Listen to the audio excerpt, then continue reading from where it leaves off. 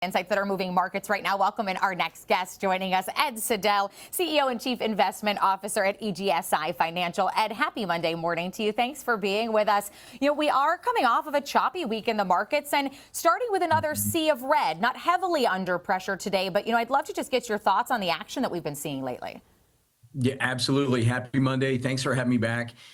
We've been expecting a pullback this year, obviously, with all the gains that we've had since the big downturn in April. It's just natural to have a pullback, especially a lot of fear with AI being overvalued. I don't think it's as overvalued as everyone really thinks that it is. And as soon as earnings really start coming out this week going further, we believe that we're going to see a Santa rally towards the end of the year. So we're pretty positive and still bullish this year.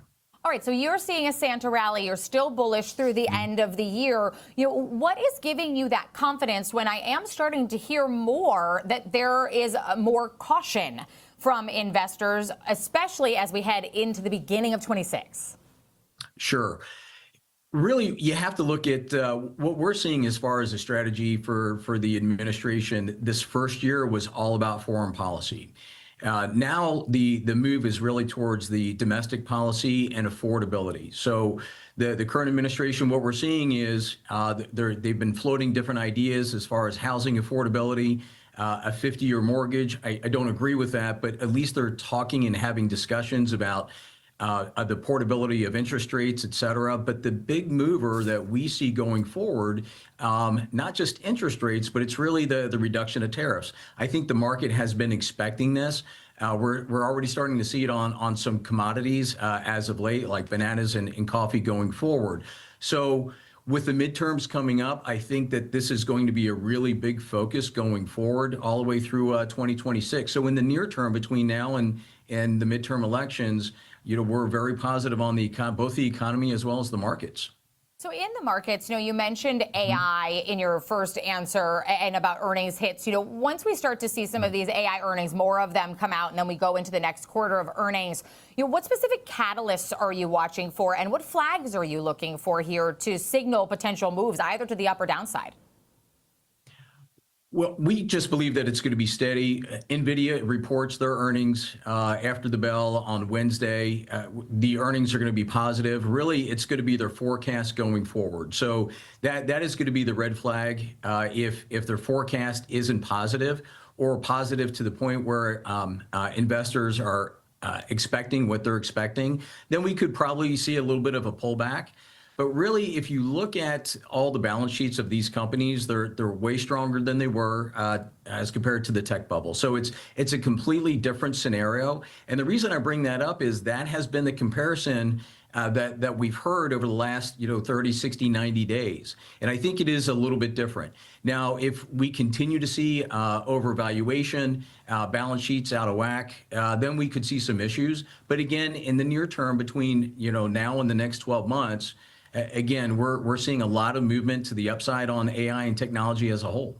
You said two of the hot button terms there. You said overvaluation and you brought up the AI bubble. So I have to ask, do you think that these companies are in fact overvalued right now, or is that just a perception that they're overvalued? And also, how do you separate the hype from the fundamentals right now? I think it really is perception. And again, that's why we started seeing profit taking, and then that fear factor really kicked in last week. So the markets went down more than probably what people expected. And I think it's not over yet. We're going to continue to see some volatility, again, until these earnings come out. The fundamentals, really, these companies, the balance sheets are strong. They're funding a lot of their growth through not just debt, but cash on hand and cash flow as well. And that's really a big positive sign. If you have the ability to help cover the expansion through cash flow, that's a sign of strength. So that's really what we're looking at. As far as the negativity, as far as the tech bubble goes, really, it becomes a self-fulfilling prophecy. Perception becomes reality. I just don't see that happening, over the next 12 months. And so in that space, outside of the tech space, are there areas that you like? Where do you see opportunity right now? Yeah. Um, Love energy, right, as it relates to tech and AI, because you have to be able to run the AI. So that's number one. Excuse me. We really like small caps. As rates continue to go down, you have a lot of these companies that had this debt service that they were struggling with, so they had to lay off people. You've got other companies that were really small mid caps that maybe wanted to expand but didn't want to afford the debt service. So as rates get a little bit lower, it gives them the ability to grow and expand. And I think that's really going to spur on the job market. One of the things that we've noticed over the last couple of years is these job numbers are just undependable. And so we really have to look at the growth of the economy as it relates to revenues and earnings for these small and mid caps. I think that's going to be the main driver going forward.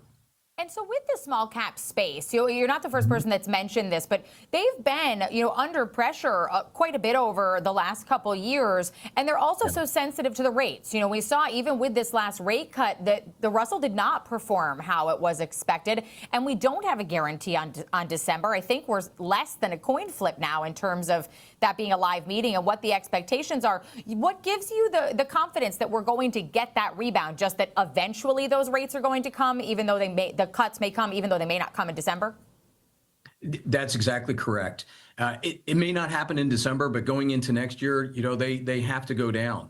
Again, not just for the economy, but for our own national debt. We're at $38 trillion. We can't afford as a country to cover that debt service at the current interest rates.